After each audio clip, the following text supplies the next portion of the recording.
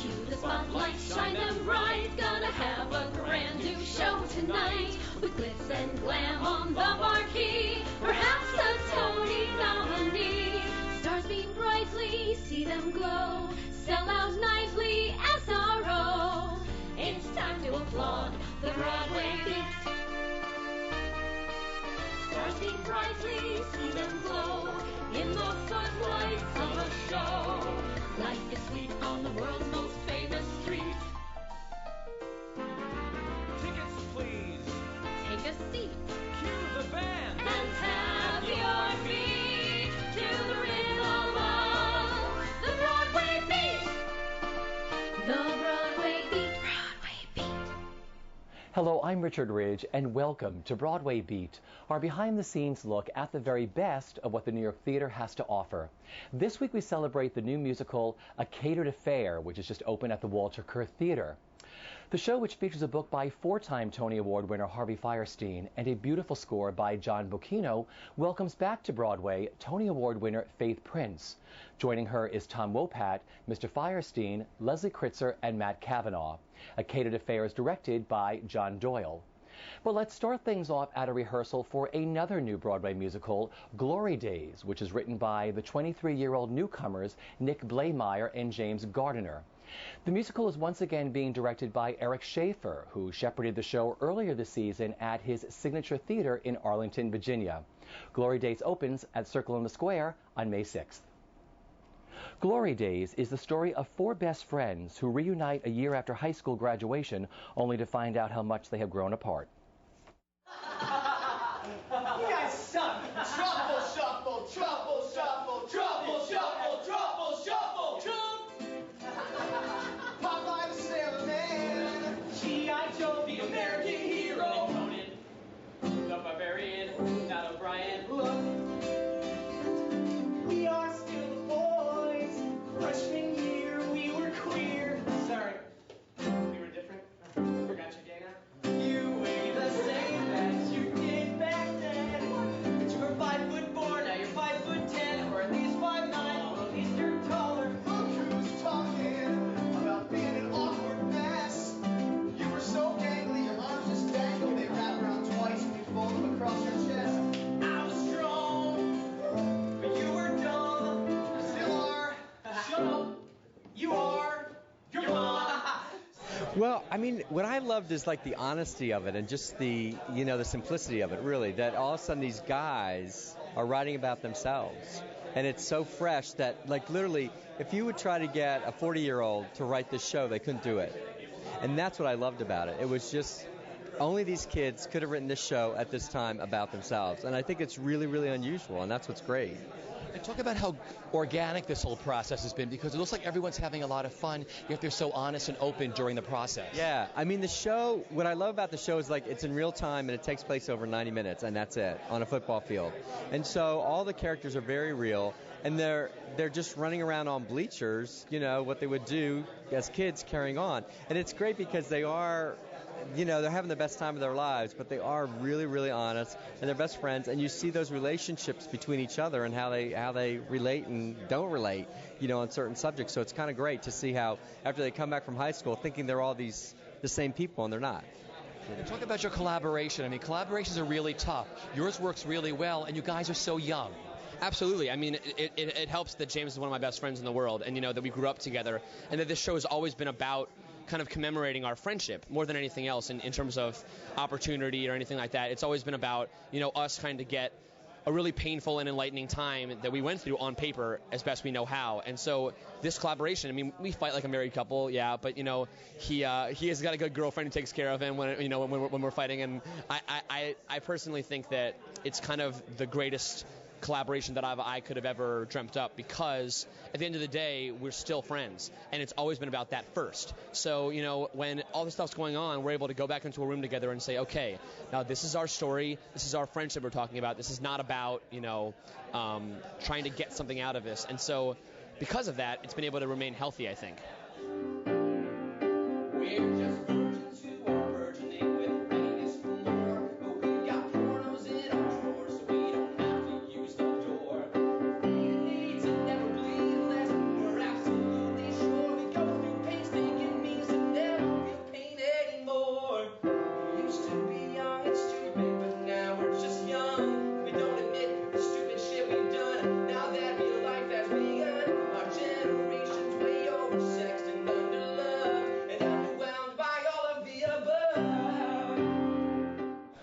works so well, one, because we are friends, and because I think we're really good at listening to each other and understanding where the other person is coming from, and we have a very similar sense of humor. I don't know. It's been great because it's never about ego, and it hasn't been with me or Nick or Eric or any of these guys, and it's what's made this whole process so wonderful. It's not about, this scene needs to remain intact because I like the way this scene plays. It's been about what's going to be best for the piece, what's going to be best for telling the story. So during the process, Eric said there were 2 workshops before the production at Signature. How much did the show change between the workshops and the first production at Signature? It changed a lot. I mean, me and Nick had worked on the show about a year before we actually met Eric, and we had done like a reading for family and friends, and it was a totally different show. I think I was telling somebody that there were about, on the first script, there were about 150 F words in the original script, because it was like, oh yeah, it's like musical theater meets Eric Bogosian or something. But I don't know. It's changed a great deal, and Eric's been so instrumental in that, and Nick has. The show in its original form had about 7 songs. Now there are about 18. So it's just expanded, but it still has that heart intact, the heart that we felt was there from the very beginning. But it's changed, and me and Nick have always been very good about pushing ourselves and saying, we can make this work better. We can, make a certain moment come forward in a better way. I play Andy in the show. He's a very, and I hate to say that, he's definitely confident. He's a very confident guy, but only to a fault, which is like that he puts up fronts because he feels like he has to be something because his family was all these great individuals that played football and did all these amazing things, but at the same time, he never made it to that echelon of greatness, and he feels like that he has to prove something to somebody, so he puts up this front of being this cocky, really confident guy, but in the truth, he's like just as vulnerable as everybody else, and it's really a great story within the story that happens because I feel like he's one that changes almost more than the other guys because he has to go through this gambit of feelings that is, he doesn't understand why his friend lied to him. He doesn't understand why his other friends try to make him believe something that he doesn't believe in. And it's just kind of like, it's just one of those things that we deal with every day of not being able to understand why somebody does the things that they do, and then in hindsight we see it, and then you're like, oh, well, they're my friends, so I will definitely keep going with that idea and the ideology that we do have a friendship, and that extends further than anything else. Making mistakes, and each one takes me in a totally different direction. I'm getting lost and finding out the cost of pushing too hard to make a connection. When am I grown up? When am I still mature? Will I ever be more than just unsure? When am I a man? And when I am, will I still just be doing the best I can? Well, that song comes at the end of the show, I don't want to give too much away, but it's kind of a culmination of everything that's happened in the 90 minutes, and Will, the character that I play, his realization of things to come and things changing, and just kind of seeing that there's a bigger picture out there, that there's more in the world than what's happened in the last 90 minutes. Coming to terms with everything that's gone down. So yeah, it's exciting. It's basically him. Well, it's a very mature point in the show for him. Yeah, it's completely opposite of where he starts out. I play Skip, and Skip is a bit of a cynic. He's like the military brat, kind of grew up moving around and stuff, and happens to be very bright. And they become best friends. He goes to Yale. He leaves to go to Yale. When he comes back, he kind of has this sort of jaded look at the world because what he experiences when he's away at school. And he's a very well-layered character, and it's an absolute privilege to be able to play this role, like 8 times a week. I mean, I can't wait. And talk about what the experience has been like working on this piece with Nick and James. Nick and James are the most open writers. They want to hear your opinion about certain lines or certain, your opinion on a character. Do you feel this? How do you feel about this? And they just really want to work with us and make sure that we feel comfortable in everything we say. And it's just been an absolute dream to work with them. This is amazing. Like, I keep on saying, it's so surreal for me. I mean, I keep on waking up and they're like, oh, you're doing Glory Days, and I see the marquee and everything, and it's, I mean, being here is so, I mean, because I've been here before. I live in New York, so it's like just a lot more people. Talk about the role that you play. I play Jack. He's a character. He's kind of the runt of the group. He's the voice of reason. Kind of stays in the background until he kind of feels like he has his say. But he goes away. They all go away to college for a year and come back. But he quits school a semester early and takes a road trip to kind of discover himself. And then that's kind of how his story unfolds is through the road trip. And he comes back and tells his friends about his journey. The good old days are all good while you're there. When they're gone, not as fun, though you still do care. Then I miss those ugly gym clothes, real big Junos, skinny sisters' pantyhose. Then I miss those high school dance floors, bathroom peep shows, watching us grow. Then I miss those. Then I miss those good old glory type. Man, I miss those good old glory type days. The new musical A Catered Affair, which is directed by Tony Award winner John Doyle, has just opened at the Walter Kerr Theater. With a book by four-time Tony Award winner Harvey Fierstein and a beautiful score by John Bocchino, the musical tells the story of a Bronx mother's efforts to give her only daughter the elaborate wedding that she never had and the bride never asked for. Harvey Fierstein leads a dream cast which includes Tom Wopat, Leslie Kritzer, Matt Cavanaugh, and welcomes back to Broadway Tony Award winner Faith Prince. We caught up with all of them at their recent opening night celebration. I say your kids are your future, and though there's no way we can buy back her youth, we can still give her one perfect day to remember us for. Please, let's give her this one thing, Tom. One thing that's special for her. One thing she'll smile about all of her days. A beautiful catered affair, with friends and family around. A big satin photo book she can look at when times get bad. Think of her mom and her dad, and the only bit of joy we ever brought her, our one remaining child, our little girl.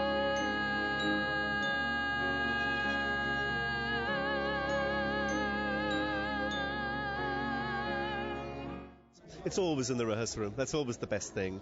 But the collaboration with Harvey and John was very special, and being very much part of how the play grew and what was kept and what was not kept and what we did with it, that was great. So it was a lovely experience. It must be really wonderful to work on a brand new musical. It is, always. I mean, I think it's the most special experience of all. You know, you've got nothing to compare it with. Nobody can say it should be done a certain way. It is what it is, and that's great. It doesn't happen very often, you know. Not many people get a chance to work on a new piece, particularly a new musical for Broadway. How often does that happen now? So it's very special. You know, nothing juicy. I mean, it was effortless. It was the process of writing this was so organic, I guess is the best word. It just flowed. Harvey wrote it as a straight play first, with the intention of musicalizing it, but he wrote it as a play, and then we talked about where we thought songs might go, and we actually came up with exactly the same list of where we thought songs would go, and then I just kind of took it from there and stuck songs in places in the place of his dialogue, and it just kind of, and then John Doyle came in and made it even more seamless and made the songs emerge very organically, there's that word again, out of the dialogue and flow back in, and he just polished it to this particular fine gloss that it's at right now, where it's just this seamless, magical little piece, and it's been extraordinary. I remember you and me as kids, the time we went to Coney Island, and I made you write the roller coaster from the start. You closed your eyes, and at the end, you looked all lost and sad. You paid your money, took the ride, but missed the view.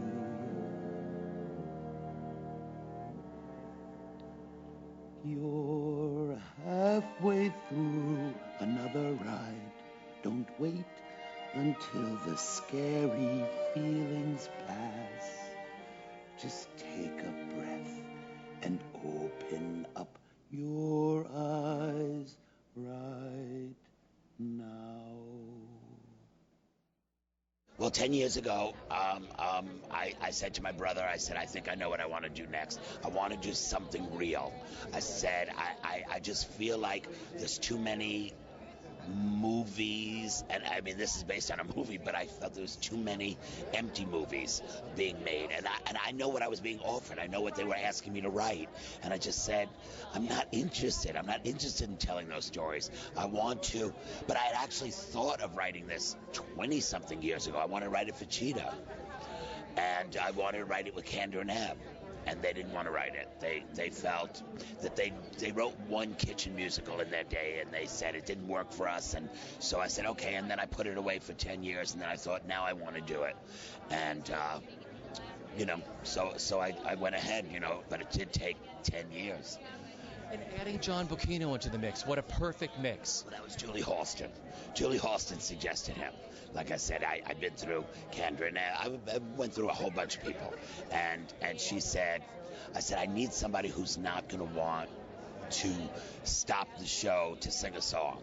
He's got to want the songs to go right through the show. And because I didn't want the book to stand out. I didn't want the music to stand out. I wanted the story to stand out. I wanted it to be as honest as could.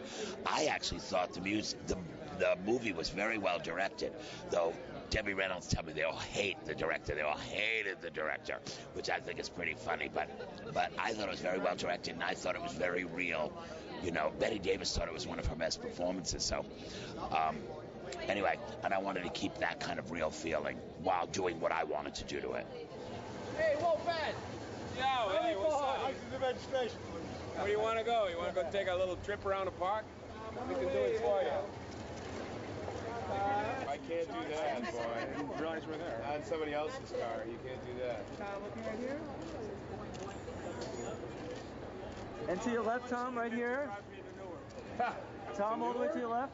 Tom. Probably $40. Tom, right here. To your left, right here. Tom. Looking right here, please. Hey, my pleasure, brother. How you doing? I'm doing fine. All right, man. Thank you. I'm not. All right. Well, I've come to the conclusion that less is less. I enjoy doing less. And you see interesting people in real life, and sometimes they're not doing anything. It has nothing to do with what they're doing. It has to do with what they are. And I think that's what this story is about. It's about what these people are. And talk about the man that you play and the journey he takes. I'm everybody's dad. I am every dad, this guy. My father was a dairy farmer in the 50s and 60s. And his generation, they grew up in the Depression, and he fought in the Second World War. That's this guy.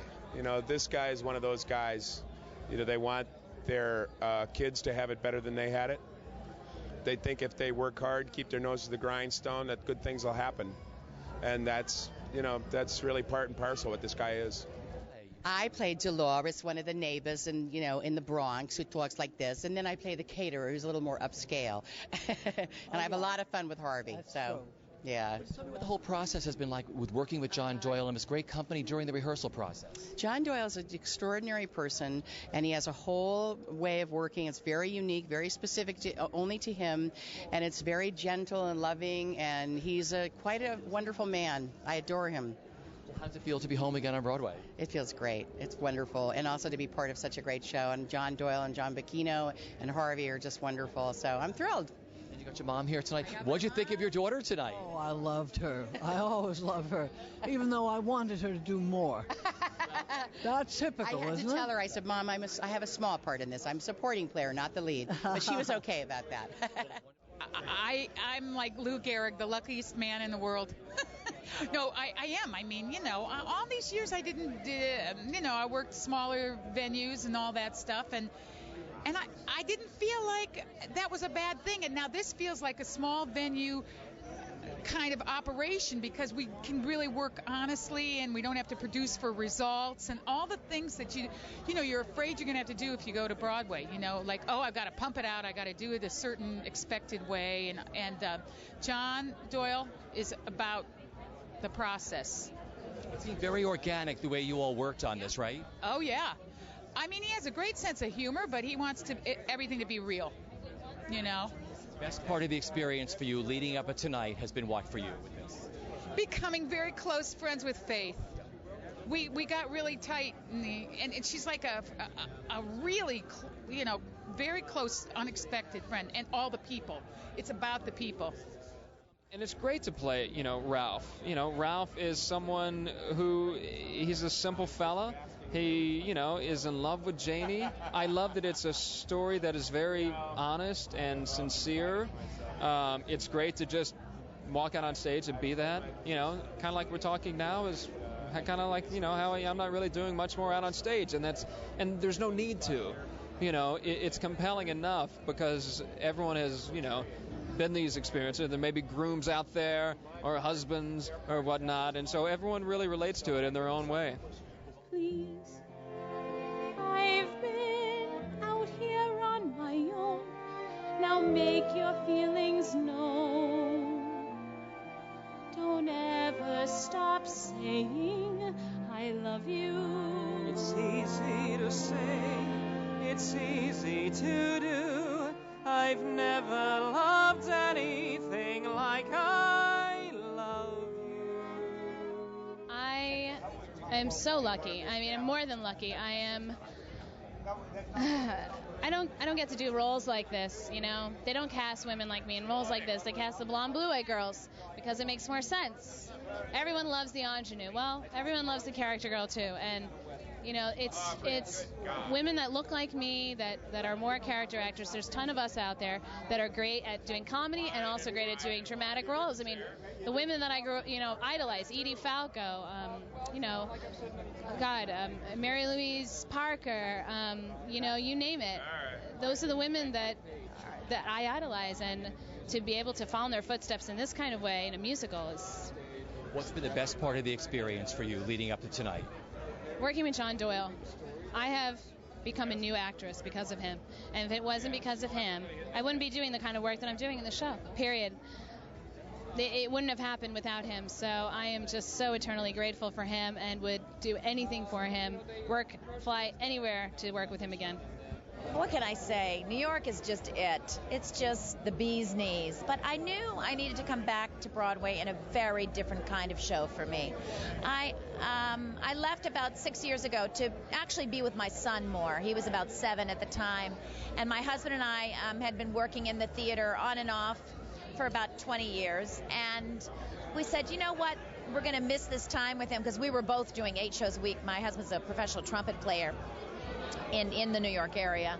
And so we went to California, and I've been doing my concerts. I've been doing television. I was on a show called Huff with Oliver Platt, and I did a lot of guest spots and stuff. But it gave me a lot of time at home in between to be with my son. And I had just said, be careful for what you ask for. I just said to my manager, Ronnie Hart, I said, you know what, I need to go back to Broadway, but in a very different kind of show. And it needs to have a lot of meat, and it needs to be like something I've never done. And no sooner did I say that than a comment came in the car, and it was Richie Jackson and Jordan Roth saying, read this show. And I read it, and I called him back within an hour and a half, and I said, what do I need to do this part? And then I met the great John Doyle, and my life was changed. So let's talk about the journey you've been on with this show, when it started to tonight. Well, we did the reading it'll be a year ago this July, and then we did the rehearsal in New York in August, went to San Diego in September, and was there through November to work on the show.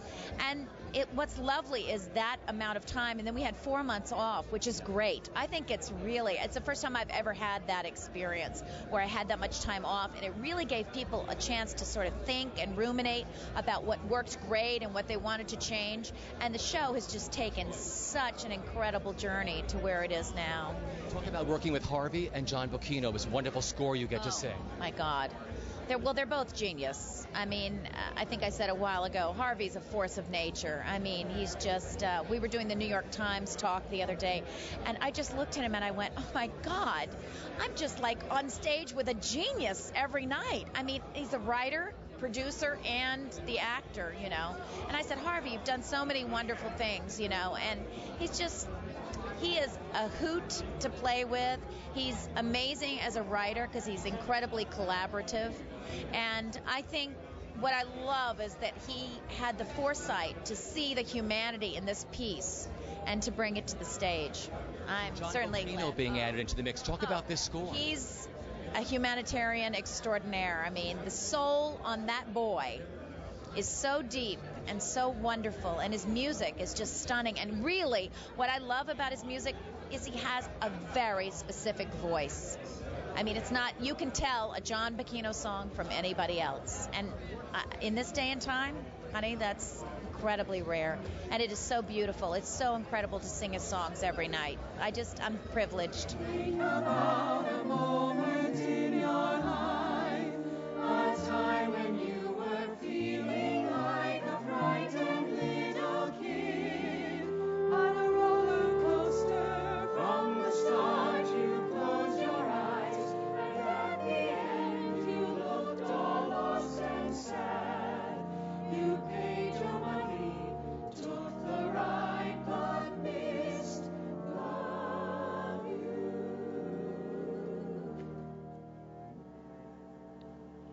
You're halfway through another ride. Don't wait until the scary feelings pass. Just take a breath and open up your eyes.